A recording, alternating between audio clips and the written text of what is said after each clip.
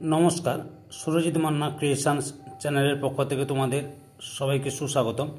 আশা করি তোমরা সকলে ভালো এবং সুস্থ আছো।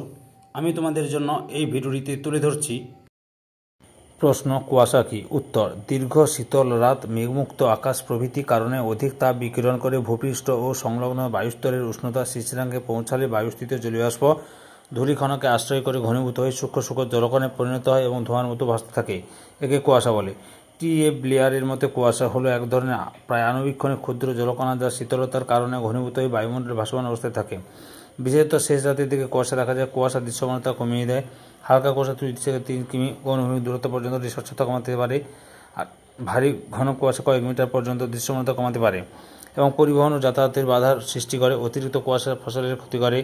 শীতকালে জলাশয়ের উপর বেশি কুয়াশা দেখা যায়। বেলা বাড়ার সঙ্গে সঙ্গে রৌদ্র তবে কুয়াশা ঘনীভূত হয়ে যায়। তবে ভূপৃষ্ঠে বেশি শীতল হয়ে পড়লে কুয়াশা দীর্ঘক্ষণ স্থায়ী হয়। সম্পূর্ণ